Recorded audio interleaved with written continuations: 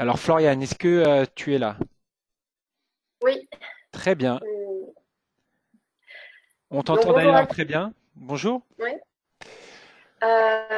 Donc je vais me présenter. Je m'appelle donc Floriane Elou-Frugier. Je suis chef de projet chez Suez Consulting en aménagement urbain. Alors Suez Consulting, c'est une société d'ingénierie conseil qui intervient dans de nombreux domaines, dont notamment tout ce qui concerne l'eau, la ville, l'environnement. Et donc, on intervient depuis le conseil stratégique jusqu'à la maîtrise d'œuvre, en passant par toutes sortes d'études, que ce soit en fait pour des collectivités locales ou pour des clients privés. Donc, nous regroupons environ 1300 collaborateurs au niveau international, dont à peu près 800 en France. Euh, pour que ce soit un peu plus concret, peut-être pour vous rendre compte de ce sur quoi on travaille, on a par exemple un projet de rénovation d'une station de pompage à Montreuil pour le compte du syndicat des eaux d'Île-de-France.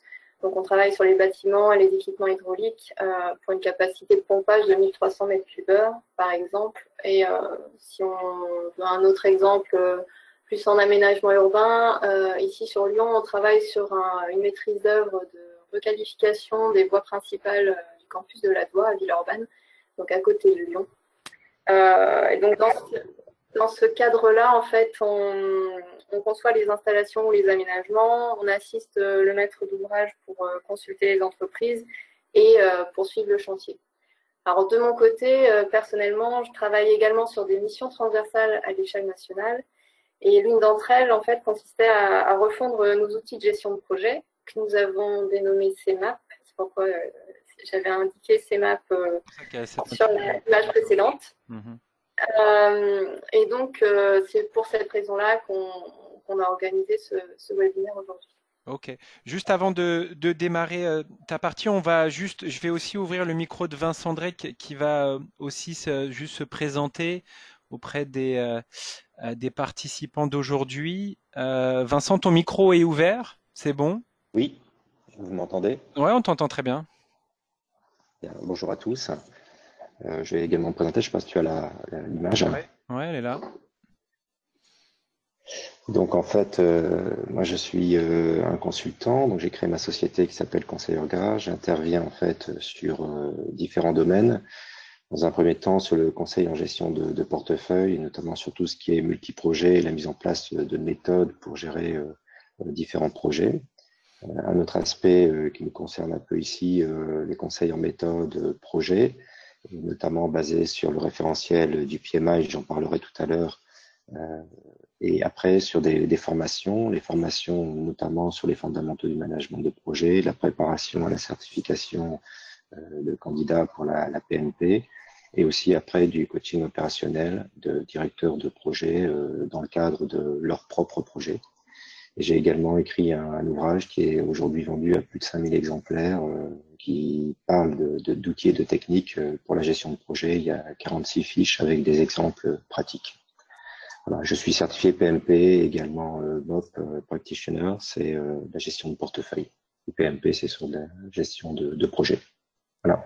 Ok, très bien. Je vais me présenter aussi rapidement. Donc moi, je suis Marc Quentin, donc je travaille pour Matchware, qui est l'éditeur du logiciel MindView. Donc moi, je travaille chez Matchware depuis 7 ans. À la fois, je présente l'outil sur ce type de webinar et aussi j'accompagne et je forme des clients dans l'utilisation de MindView. Les clients en France, c'est Suez, c'est le ministère de l'Intérieur, c'est BNP Paribas, c'est la Caisse d'épargne et aussi plein de PME aussi qui nous utilisent. Ce que je vais faire tout de suite, on va voir ton écran, Floriane. Je vais te désigner en tant que présentatrice et puis on va pouvoir regarder ça de plus près. Voilà, on voit ton écran, c'est bon.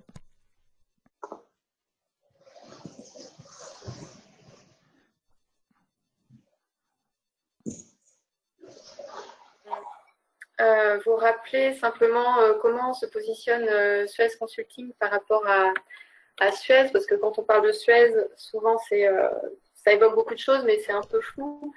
Donc il y a quelques années, il y avait encore l'entité GDF Suez. Donc Suez Environnement était une filiale de GDF Suez et Safej était une filiale de Suez Environnement. Donc aujourd'hui, GDF Suez s'appelle désormais Engie. Suez Environnement est devenu Suez tout court, mais n'est plus filiale d'Engie. Et donc Safej est devenu en fait la partie consulting de Suez. Et donc il travaille sur tout ce qui concerne l'ingénierie conseil dans les différents domaines que j'ai évoqués tout à l'heure. Alors, pourquoi est-ce qu'on s'est intéressé à Mindview? Je vais revenir en arrière.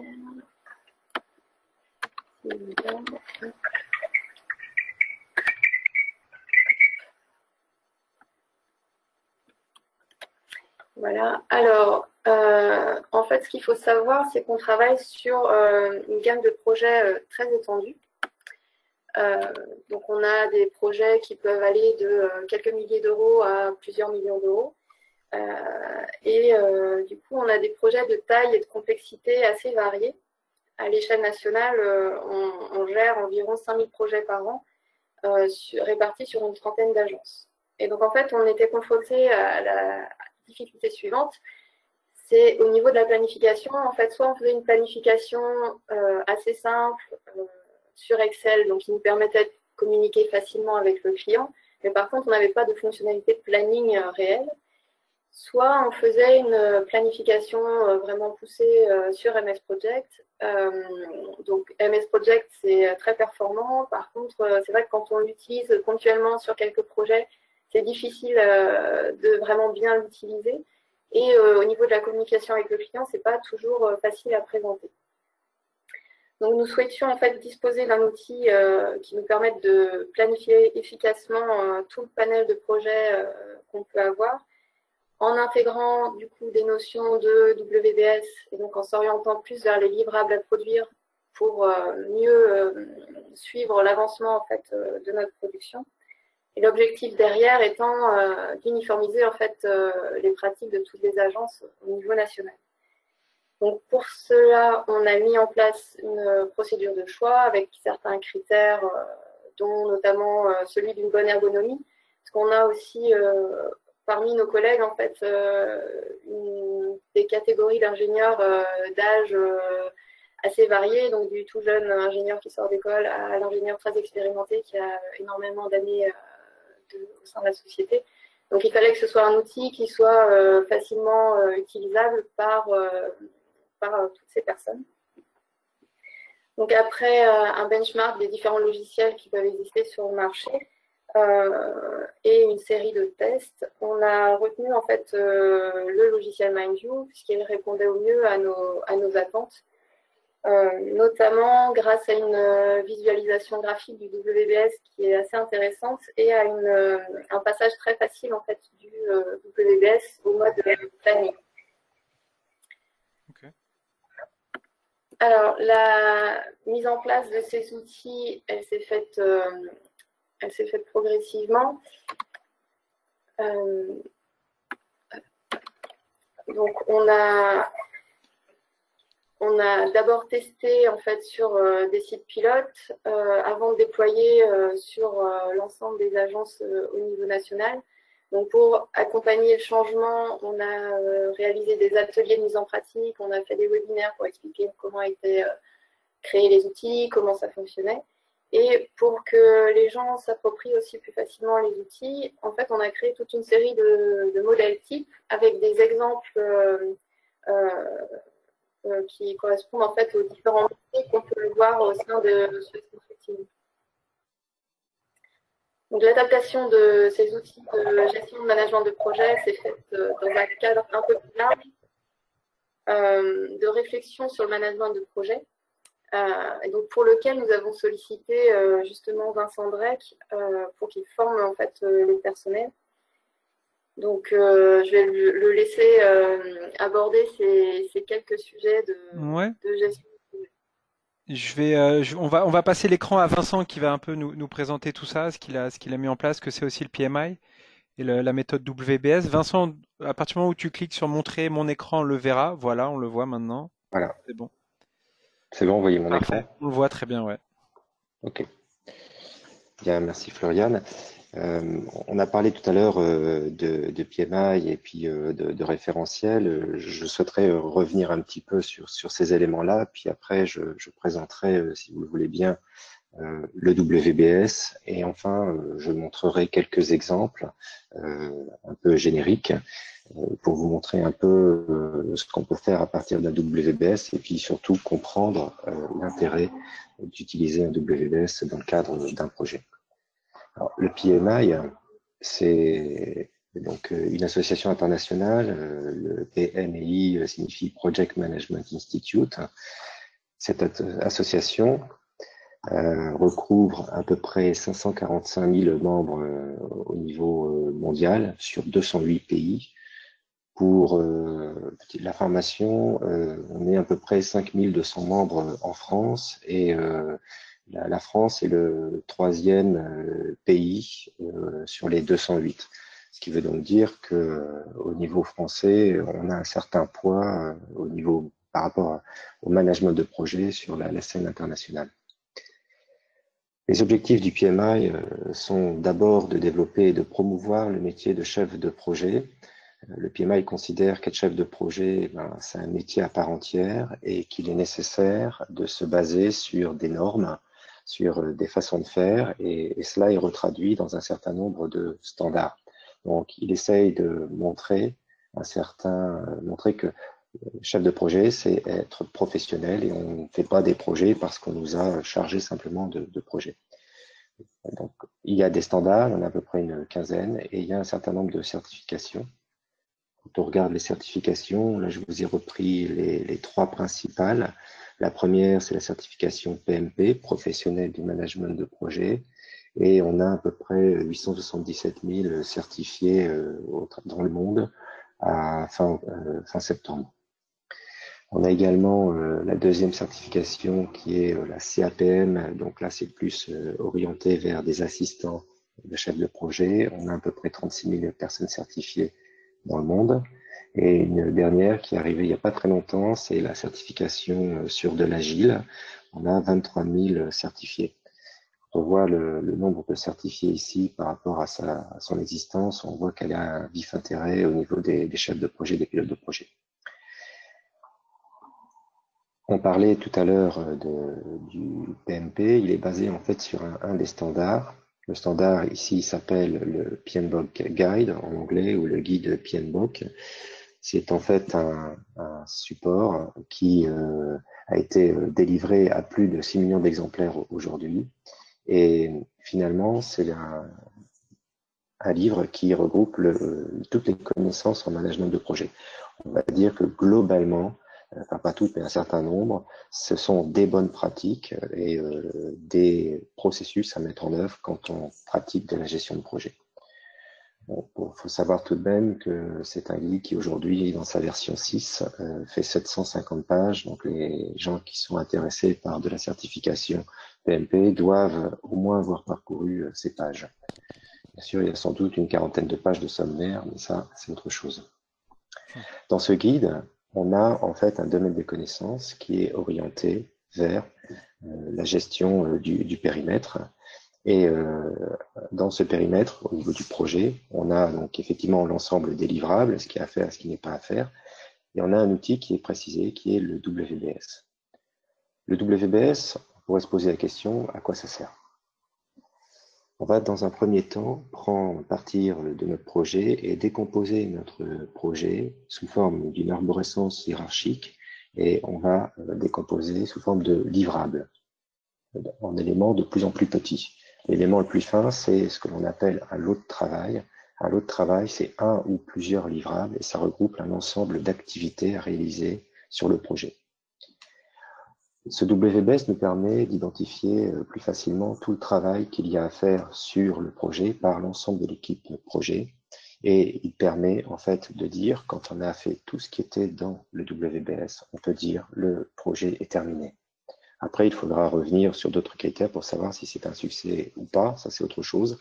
Mais en tout cas, on sait que quand on a fait l'ensemble des livrables décrits dans le WBS, on a réalisé l'ensemble du projet.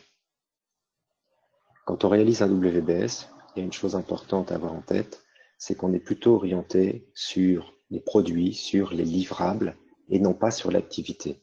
L'activité viendra après. On va se dire qu'est-ce que je dois fabriquer plutôt que de comment je vais le faire. Le comment je vais le faire va arriver dans un second temps.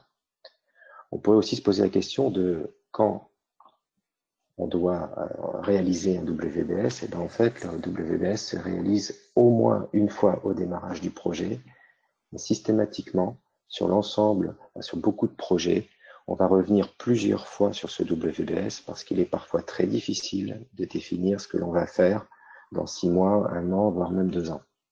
Donc, dans un premier temps, on va constituer, élaborer le WBS sur ce que l'on a à faire à très court terme, à moyen terme, et plus on avance, plus on a de la connaissance sur ce qu'il y a à faire sur le projet, et plus on viendra enrichir le WBS.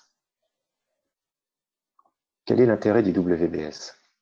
En fait, le WBS me permet de répondre à une question, c'est le quoi. Qu'est-ce que j'ai à faire sur mon projet? Je vais donc décomposer le projet en différentes phases, par exemple. Ensuite, je vais descendre d'un ou plusieurs niveaux pour arriver au lot de travail. Je rappelle que les lots de travail sont constitués de un ou plusieurs livrables. Et ensuite, quand j'ai décomposé mes livrables, quand je les ai identifiés, je me pose la question du comment. Quelles sont les activités à mener pour réaliser ces lots de travail ou ces livrables? Et après, je peux passer au diagramme de Gantt, et ce diagramme de Gantt me donne la réponse de quand est-ce que je vais faire telle ou telle activité. Donc on parlera là ensuite de séquencement des activités et de l'enchaînement. Et on obtient ce que l'on appelle un diagramme de Gantt, qui est représenté ici en bas de la figure. On peut donc avoir les différentes activités et les notions de regroupement, ce seront mes différents lots de travail. Ce qui me permet quelque part de bâtir, de construire un planning, un diagramme de Gantt qui va certainement apporter beaucoup de valeur et d'informations au niveau des membres de l'équipe. Ce que je voulais faire aussi, c'était vous montrer quelques exemples de construction. Pour cela, j'ai pris un modèle qui est en standard, qui est proposé dans l'outil MindView. J'ai pas essayé de construire un exemple précis. Je ne savais pas quels étaient les profils des gens qui participeraient à ce webinaire. Donc ici, en fait, je vais ouvrir un premier WBS pour vous montrer un exemple. Donc là, ici, c'est un projet WBS de construction. On va retrouver la pré-construction, la construction et la post-construction, et bien sûr, tous les aspects du management de projet. On retrouve les différents niveaux. Ici, le premier niveau, le deuxième niveau, et là, on a troisième niveau et quatrième niveau. On retrouve bien les différentes phases. On peut retrouver ici des étapes, et après, en dessous, pourquoi pas, des lots de travail.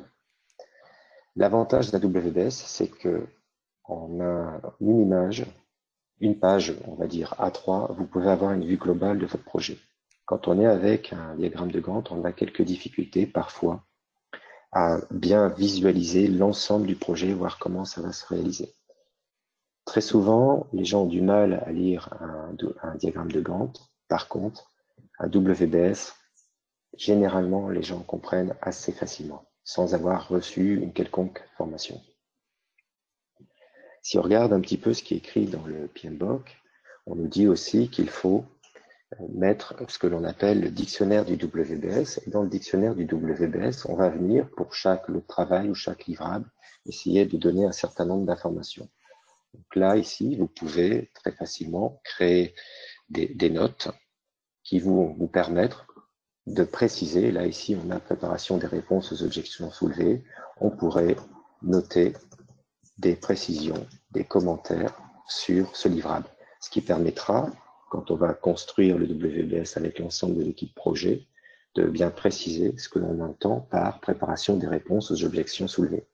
Du coup, derrière, on voit qu'il y a un élément qui me permet de savoir, il y a un petit trombone qui me permet d'identifier qu'il y a un commentaire ou qu'il y a éventuellement une pièce jointe.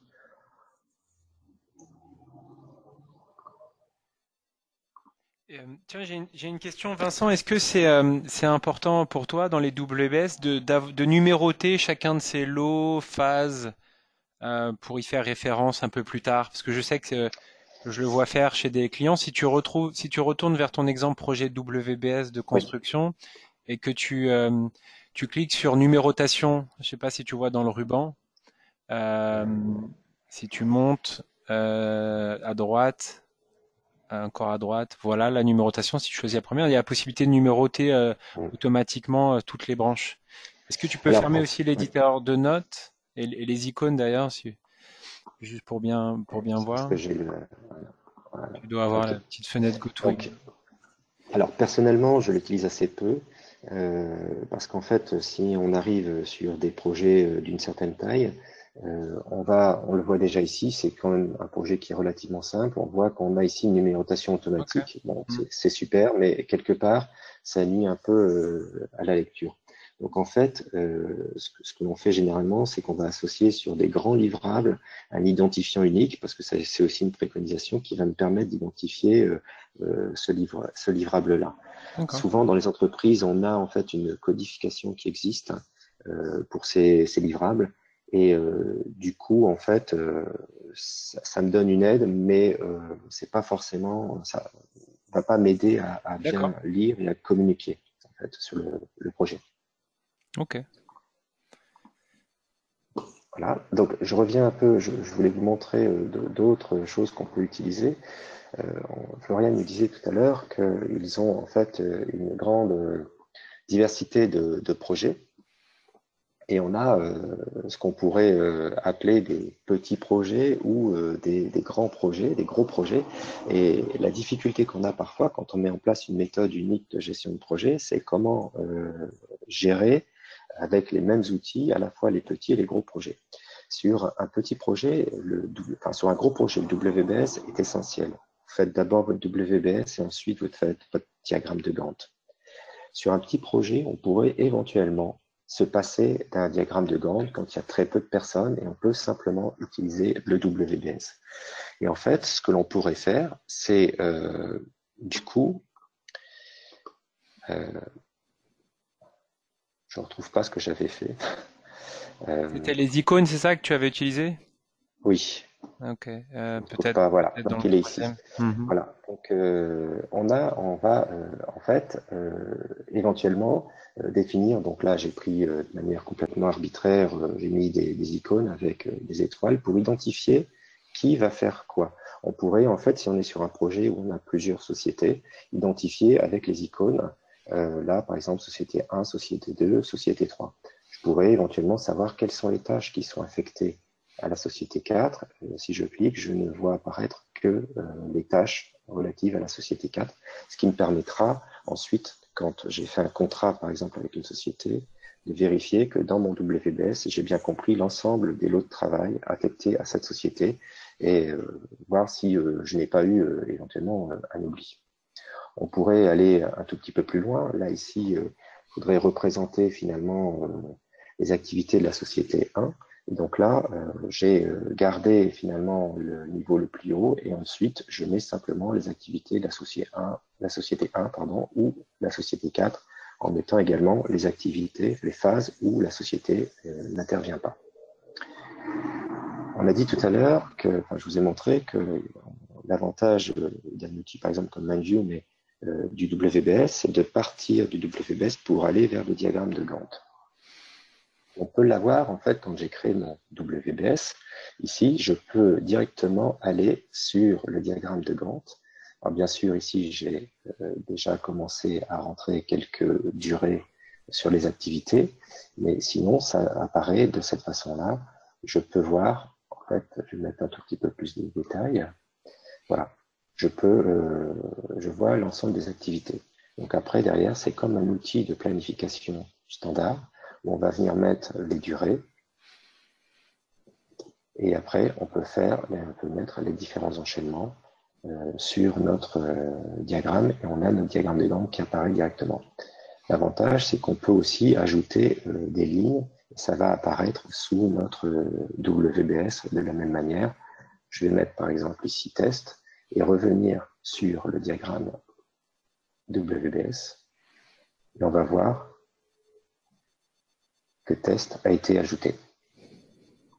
Donc ça, c'est un gros avantage, c'est qu'on peut soit travailler, si on a les habitudes de travailler sur un diagramme de Gantt, on peut travailler directement sur le diagramme de Gantt, et ensuite on peut regarder ce que ça donne au niveau du WBS. Un autre avantage aussi du WBS, c'est qu'on peut voir assez facilement qui fait quoi, donc on peut venir y mettre les noms de personnes. Donc là, ici, je vais le nom des ressources, pardon. Donc, si je prends ici préparation du projet de permis, je peux mettre une date de début, une date de fin, une durée, et ensuite mettre une ressource, ou alors, pour certains qui sont habitués à un autre logiciel de planification, on peut avoir cette interface qui nous permet de voir les prédécesseurs, les ressources qui sont affectées, et puis après, un certain nombre d'éléments comme les dates de démarrage ou des contraintes de date. D'accord. Juste alors d'ailleurs pour répondre à la question de Laurent Mohin sur la question c'était est-ce qu'on pouvait représenter ces enchaînements entre tâches, activités depuis cette vue-là? Oui, on peut avec cette fenêtre tâche-temps. Donc on peut déjà indiquer si on veut des liaisons directement depuis cette vue-là, si vous avez envie.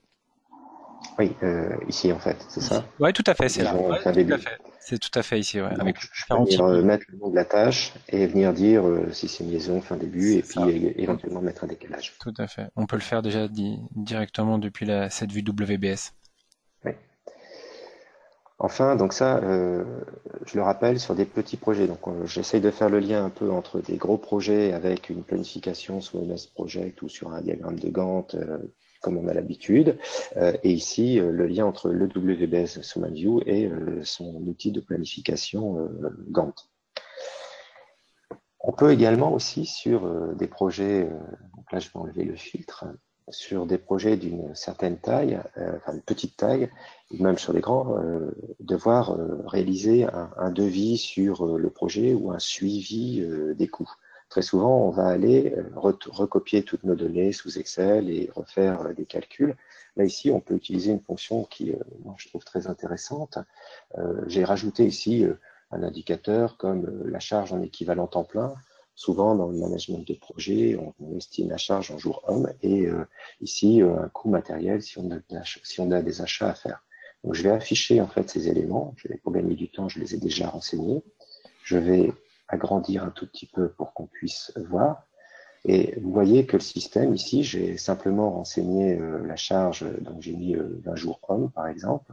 J'ai fait ça sur un ensemble d'éléments et on a une consolidation qui apparaît ici pour la construction. Ici, sur le management de projet, je n'ai pas mis la consolidation. Je vais lui montrer. Voilà, je lui dis simplement, fais-moi la somme. Et ensuite, il me donne la somme. Donc, j'ai mis 20 jours plus 5 jours, ça fait bien 25 jours. Et je pourrais, de la même manière, au niveau de mon projet, faire une consolidation des éléments, ce qui va me permettre de savoir que j'ai 76 000 euros de coûts matériels et 179 jours hommes à prévoir sur l'ensemble de mon projet. Ça, c'est sur des petits projets ou même sur de gros projets. Quand on est au stade simplement d'une offre, par exemple, on peut consolider les informations et bâtir, en fait, déjà commencer à bâtir le contenu de notre projet et pouvoir avoir une estimation du devis et du planning. Pour ceux qui éventuellement se sont inscrits via le PMI France ou PMI Belgique, savent que globalement, il y a un lien entre le WBS et la gestion budgétaire sur le projet. Voilà, je pense que j'ai terminé là Ok. et j'espère que ça a été assez clair. C'était très clair, merci. Ce que je vais faire, je vais redonner la main à Floriane qui a aussi des exemples à nous présenter. Oui, du coup, moi je vais revenir un peu sur ce que MindView nous apporte concrètement au quotidien. Donc c'est vrai que c'est un outil qui se prend en main assez facilement. Il y a une interface qui est assez proche des interfaces Office. Donc c'est vrai que c'est quelque chose dont souvent on a l'habitude maintenant. Donc c'est assez facile. Nous, ça nous aide à mieux structurer en fait nos tâches à réaliser avec le WBS, donc qu'on peut manipuler de façon très graphique. Donc c'est assez pratique.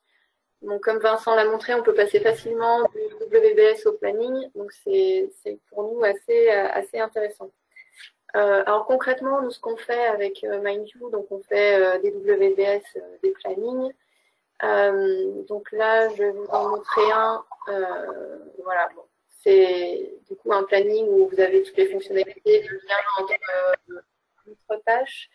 On peut personnaliser tout ce qui est couleur par type d'intervenant. Si voilà, vous pouvez avoir une couleur pour les tâches qui vous reviennent à vous et une autre pour celle du maître d'ouvrage, par exemple, ou vous pouvez personnaliser les jalons. Enfin, il y a pas mal de choses qu'on peut faire.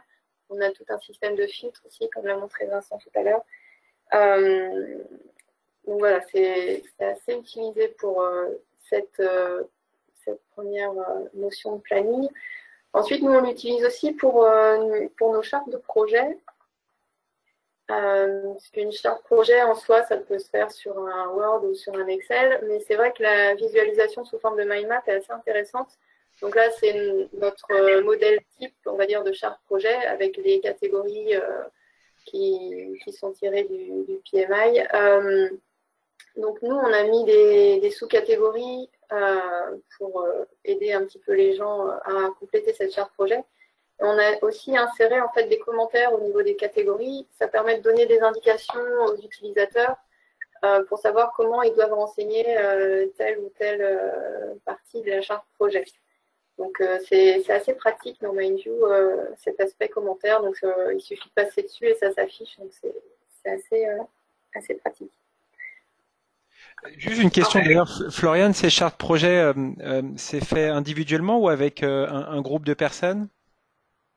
Alors souvent, nous, c'est le chef de projet qui la prépare et après, en réunion de démarrage, eh ben, elle est discutée, modifiée, Donc complétée. elle est projetée au vidéoprojecteur et le chef de projet collecte les nouvelles informations des différents participants. Oui, Okay. ouais, voilà, c'est ça. Que ça, c'est quelque chose d'important aussi grâce au mind mapping, le fait d'avoir une vue globale de ce qu'on doit compléter. On peut facilement passer d'une partie à l'autre sans avoir à dérouler tout un long document Word ou Excel. Voilà, on peut naviguer plus facilement dans un plan et le compléter avec la note de texte, par exemple. Oui, mais ça rejoint un peu ce que j'ai ensuite, c'est qu'avec MindView, on peut aussi préparer des comptes rendus et donc prendre des notes en réunion, puisqu'en fait, donc, vous avez une mind map avec les principaux paragraphes de votre compte rendu. Donc, une case correspond à un titre de paragraphe et ensuite, avec le système de notes, en fait, vous pouvez ajouter du corps de texte. Et donc, de MindView, on peut faire des exports Word et du coup, vous avez un compte-rendu qui est déjà structuré à la sortie de la réunion. Donc, ce qui est pratique, c'est que effectivement, comme c'est un logiciel de mind map à la base, on peut se dire, tiens, j'ai un nouveau sujet, je vais insérer telle idée. Et du coup, après, on se dit, mince, ça se raccroche à quel problème. Et du coup, on peut le déplacer assez facilement. Et du coup, pour monter le compte rendu, c'est assez pratique. Voilà, c'est des usages qu'on a, nous, de MindView. Après, il y en a d'autres. Enfin, ça reste un outil fantastique, tout ce qui est brainstorming, puisque bon, c'est vraiment du mind mapping de base. La vraie force en fait de MindView, c'est ce côté très graphique qui est bien performant. Okay. Et donc nous, ça nous aide à nous organiser au quotidien dans nos projets. Voilà. D'accord. Donc, je te laisse présenter les fonctionnalités. Ouais, je vais présenter quelques fonctionnalités. J'ai déjà quelques questions. Je vais juste en poser une. Est-ce qu'il y en a encore qui utilisent Microsoft Project? Et si oui, pour quelle fonctionnalité d'ailleurs? Alors oui, nous on en a parfois parce qu'on travaille avec des entreprises sur des projets assez conséquents et parfois sur les projets très très détaillés, enfin où il y a vraiment beaucoup d'interfaces, l'utilisation d'MS Project s'impose un peu par les entreprises, on va dire, Okay. mais ça reste assez marginal. C'est Donc vrai ça dépend pas des fonctionnalités, c'est plutôt juste parce que les prestataires ou les parties prenantes, eux, ont Microsoft Project. oui, et que quand c'est vraiment un très gros projet, voilà, Ok. ça se pose un peu de soi. Mais sinon, comme on a des exports et des imports depuis et vers MS Project, c'est vrai que ça fonctionne sur la grande majorité de nos projets. En fait. D'accord. Ok. D'accord. Il y a d'autres questions après que je vais traiter. Alors je vais juste reprendre la main. Le but là, c'est de passer euh, le temps qui nous reste, en tout cas une partie, euh, euh, juste pour vous montrer, pour ceux qui découvrent MindView pour la première fois, je vais juste vous montrer quelques fonctionnalités clés pour élaborer ce WBS. Et puis après, comment on va vers Gantt, comment on exporte dans d'autres supports et comment aussi comment aussi on peut communiquer grâce à MindView. Ce que je voulais juste vous montrer, parce que c'est vrai que là vous avez vu des exemples, mais il y a quand même un intérêt fort grâce à MindView, c'est de pouvoir rapidement noter des idées. Donc quand on fait ce WBS, souvent c'est dans des réunions de travail, on a l'habitude souvent de voir des méthodes post-it, paperboard ou autres.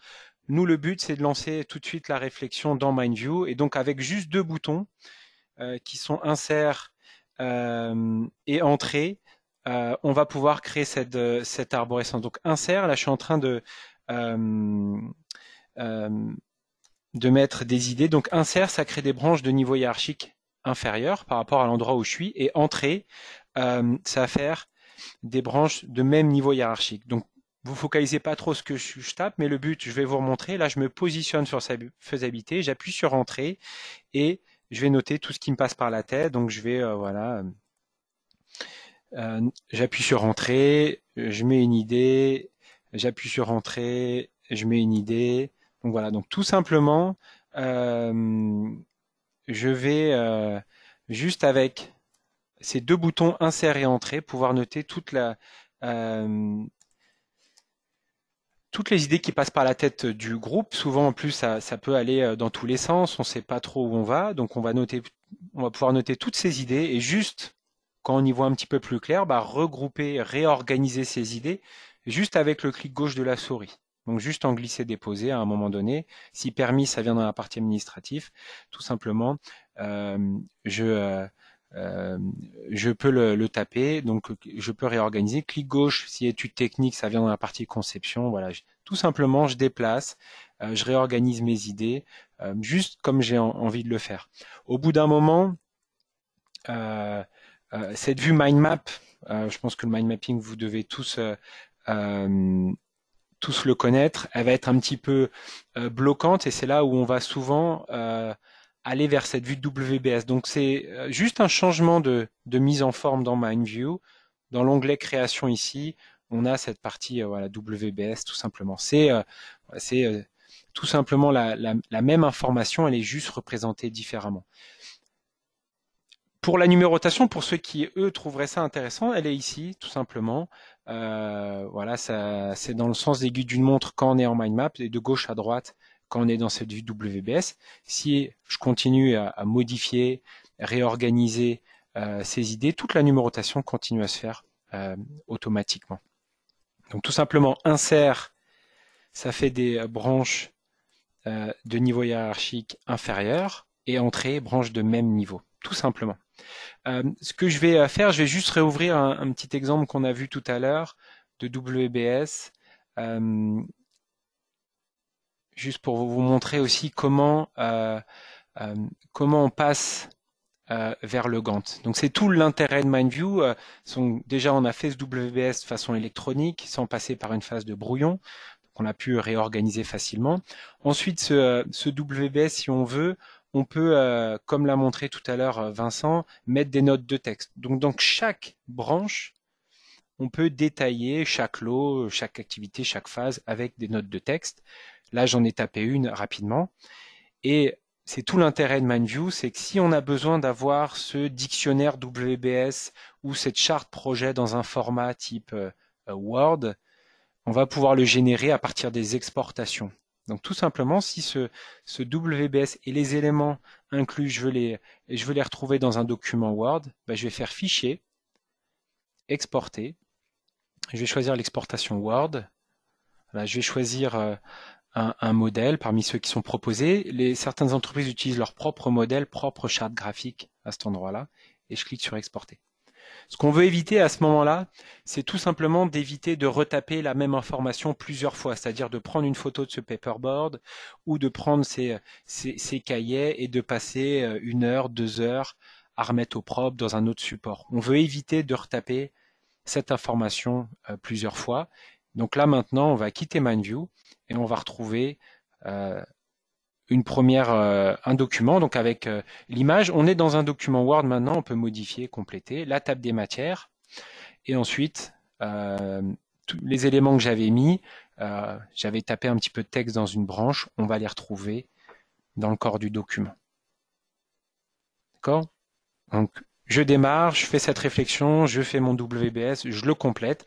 Si j'ai besoin d'avoir un document que je vais partager avec, et j'ai eu la question avec des personnes qui n'ont pas MindView par exemple, on peut exporter dans d'autres supports.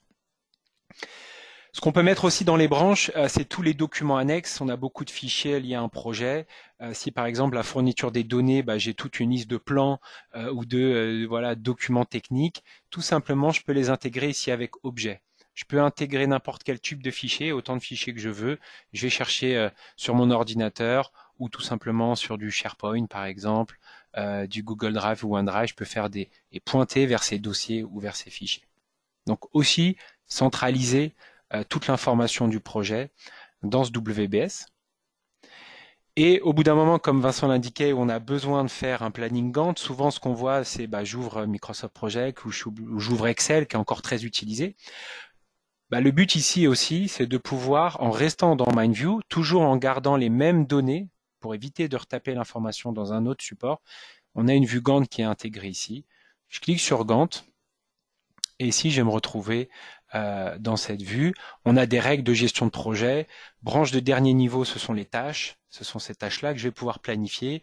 On a un calendrier avec des jours ouvrés, des jours chômés qui va être créé, qu'on va pouvoir modifier. Et là, maintenant, tout simplement, je vais pouvoir planifier. Donc, sur le bord droit, je joue sur la durée. Et quand je suis au milieu d'une tâche, tout simplement, je planifie. Donc là, tout simplement, bord droit, durée. Et quand je suis au milieu d'une tâche, tout simplement, je décale. Pour faire la liaison fin à début, c'est pareil du glisser-déposer, du prédécesseur.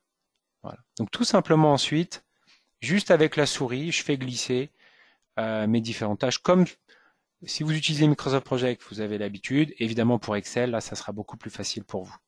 Donc tout simplement, je fais glisser et je réorganise.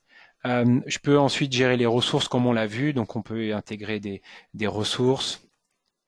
Des taux horaires à cet endroit-là, vous en créez, on peut les lier à votre Active Directory aussi ou avec un calendrier Outlook, tout simplement. Donc là, ensuite, vous êtes en gros dans un Microsoft Project simplifié. On a 90%, 95% des fonctionnalités de Microsoft Project. Et donc sur la partie gauche, on peut maintenant ajouter des ressources aussi.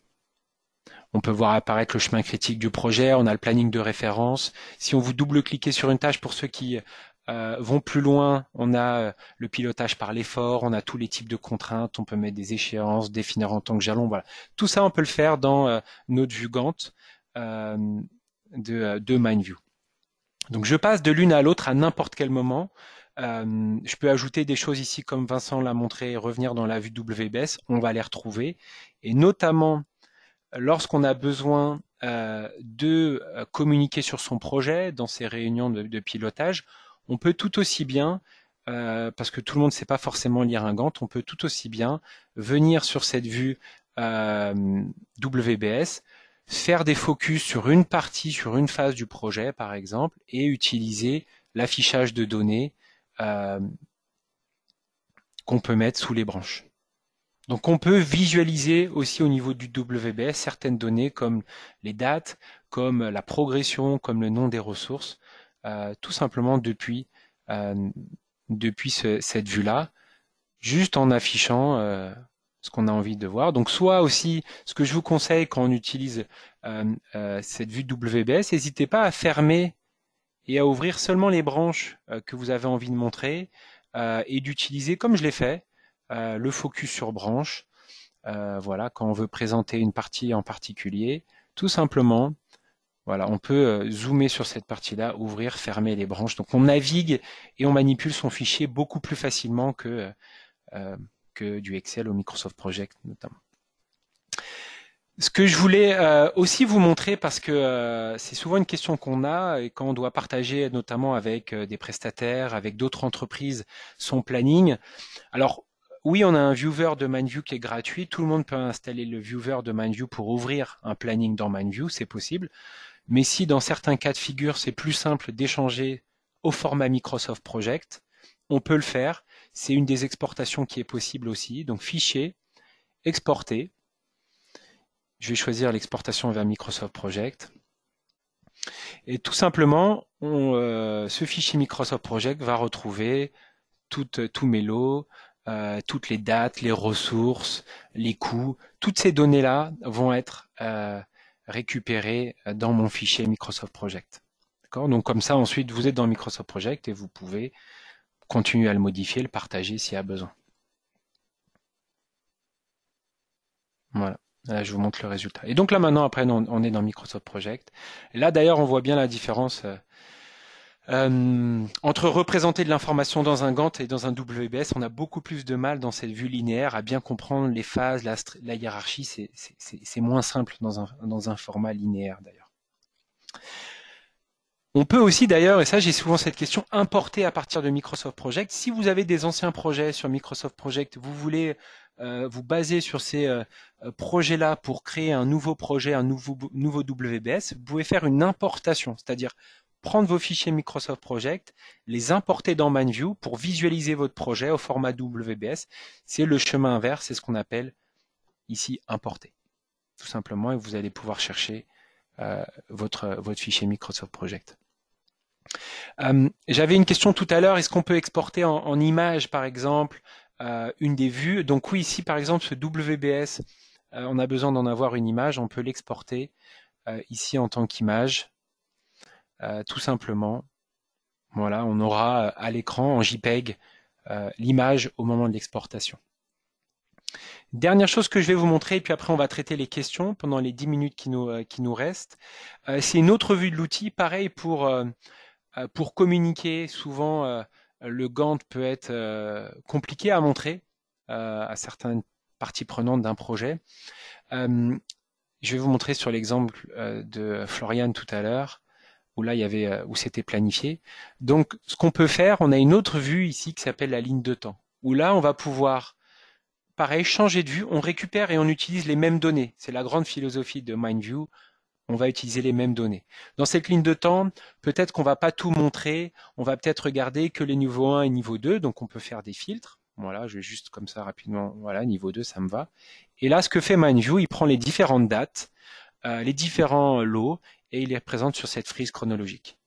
Pareil, si j'avais envie, je peux juste faire une ligne de temps, juste d'une partie du projet, juste d'une phase si j'ai envie. Là, rapidement, j'ai fait tout le projet, phase 1 et 2. Et là, je vais pouvoir tout simplement dérouler sur cette frise chronologique mon projet. Ça, je peux le présenter en réunion à n'importe qui. On va tout de suite comprendre s'il y a des événements ou des lots qui sont mal positionnés et on va voir comment le projet va se dérouler. Même principe, si je veux en faire une image pour le mettre ou l'envoyer à quelqu'un, ou si je veux l'imprimer, je peux le faire. Donc fichier imprimé. On a un petit bouton qui est pratique ici au niveau de l'impression. C'est ce bouton-là qui s'appelle plus largeur. On peut choisir le nombre de pages sur lesquelles on veut imprimer notre Gantt, notre ligne de temps, notre mind map, et MindView il adapte la vue donc au nombre de pages qu'on a choisi. Donc voilà, moi de mon côté ce que je voulais vous montrer, donc vraiment le passage des différentes vues, brainstorming, WBS, passage vers Gantt.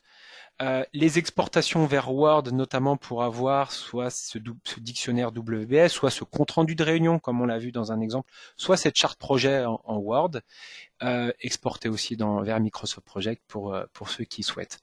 Je vais déjà remercier Vincent et Florian d'avoir animé ce webinaire. Merci à tous les deux. Je vais juste répondre à quelques questions, en tout cas les dire à l'oral. Je vais prendre la première, peut-être que Vincent, tu pourras y répondre.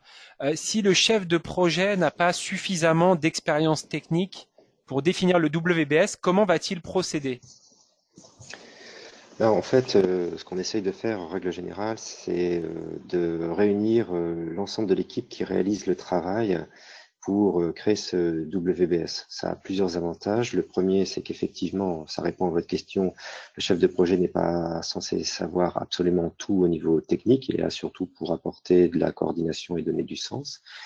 Ça va permettre d'éviter d'oublier des choses. Ça va aussi faire quelque chose de très important, à mon sens, c'est travailler sur l'inclusion de l'équipe. Les gens vont se sentir responsables de ce qu'il y a à faire. Ils ne vont pas subir un document qui lui aurait imposé par le chef de projet. Ok. Une question. Alors, est-ce qu'on peut pointer sur un SharePoint? Oui, on peut pointer depuis une branche vers un document ou vers un dossier qui est sur SharePoint, oui. Alors, il y a des questions sur la partie collaborative. Donc, on a la possibilité d'utiliser un mode collaboratif pour être à plusieurs en même temps sur un fichier MindView.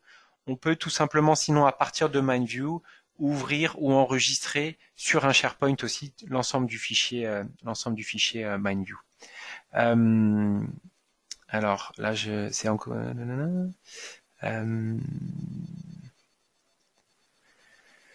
Comment peut être réalisé le suivi de l'avancement par rapport et le suivi des consommations?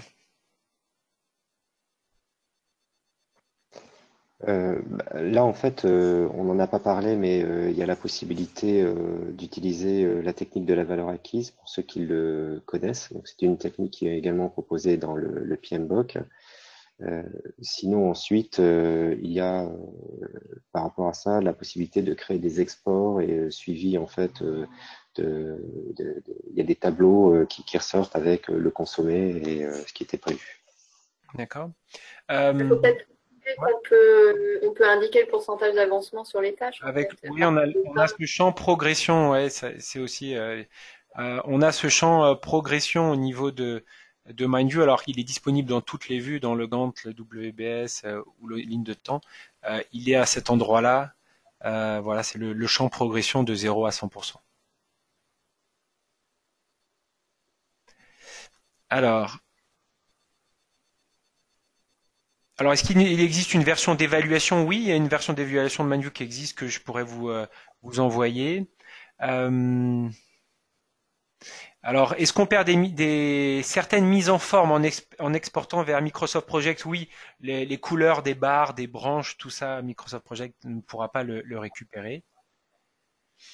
Alors, au niveau collaboratif, il y a pas mal de questions. Donc, comme je vous disais, on a un espace collaboratif qui est possible où vous enregistrez le fichier MindView sur cet espace collaboratif qui s'appelle Share Workspace. Vous partagez votre projet avec les personnes avec qui vous avez envie de donner accès à votre fichier MindView. Uniquement ces personnes-là auront accès à ce fichier MindView.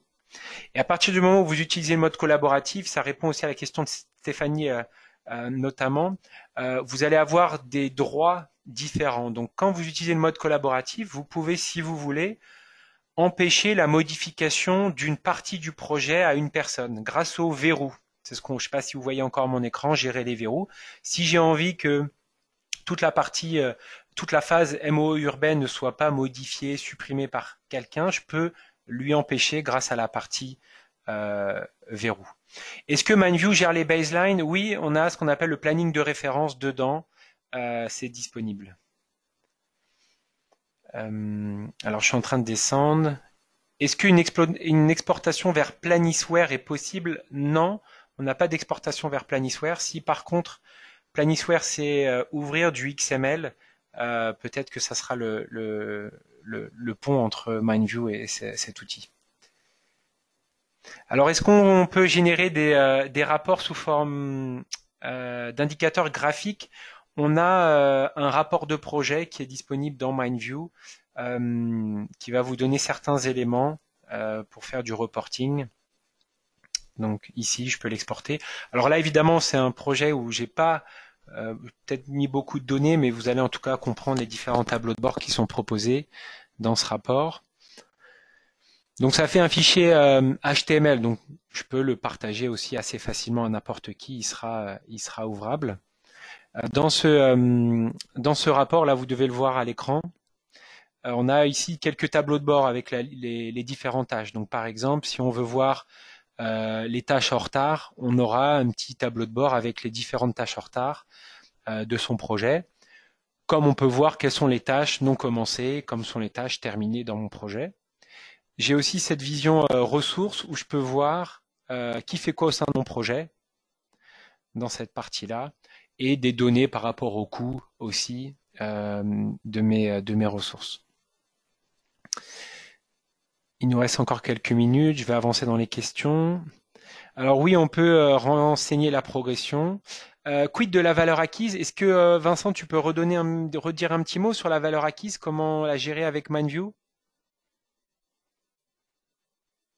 Euh, là, non. Non, ok, non, je croyais que Parce tu que en parlais tout à l'heure. Moi, j'ai pas cet exemple-là en tête, mais je pensais que tu en avais parlé tout à l'heure. Oui, j'en Après, ai parlé. on peut créer un champ avec l'onglet Avec calcul l'onglet pour la valeur. calcul. Ouais, tout à fait. C'est une possibilité après. Donc dans l'onglet calcul qui a été montré un petit peu tout à l'heure sur notamment les jours hommes ou les coûts matériels. Donc cet onglet calcul, vous pouvez créer n'importe quel champ et faire des opérations mathématiques. Donc d'indiquer vos propres formules ici de calcul si vous le souhaitez.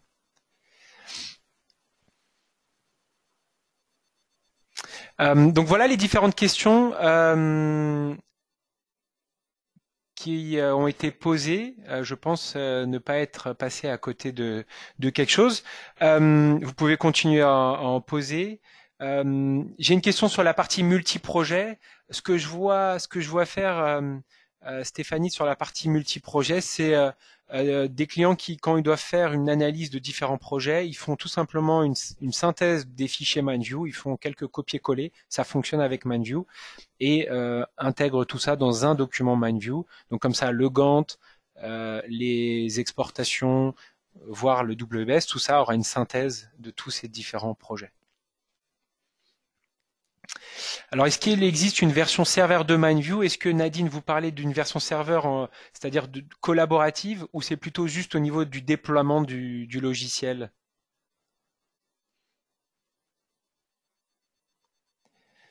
Donc, je vous laisse me répondre sur cette partie serveur. Est-ce que c'est pour l'installation, le déploiement, ou c'est plus sur la partie collaborative? Alors, non, il n'y a pas d'intégration avec Tom Planner, Monique.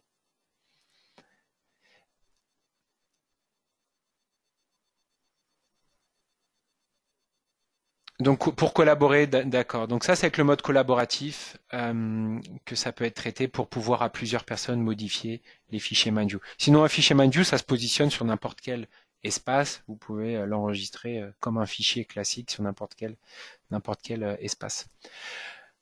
Bon, en tout cas voilà ce qu'on voulait traiter aujourd'hui. J'espère que ça vous a plu. Ce qu'on va faire c'est que je vais vous envoyer un petit mail de synthèse avec des liens vers ces éléments qui ont été présentés, la théorie sur le WBS notamment, le lien vers le site de Vincent aussi, le lien vers notre version d'essai pour ceux qui veulent tester MindView. Ce que je vous conseille pour ceux qui veulent tester MindView, c'est très simple. Vous avez vu avec quelques boutons, vous pouvez faire un WBS, lancer MindView, faites le WBS d'un projet que vous avez en cours. C'est très rapide, ça vous permet très rapidement de sentir la prise en main et l'intérêt d'avoir ça visuellement. Et puis après, complétez-le, vos WS avec des notes, allez vers Gantt, exportez, vous allez voir, c'est très simple. Pour ceux qui veulent acheter le logiciel, pareil, vous pourrez me faire un petit mail. Pour ceux qui veulent aussi, souvent ce qu'on fait, c'est qu'on fait des présentations pour les entreprises où on intervient, on présente l'outil auprès des chefs de projet, auprès notamment en général du PMO. N'hésitez pas à revenir vers moi par email pour organiser ça pour vos entreprises.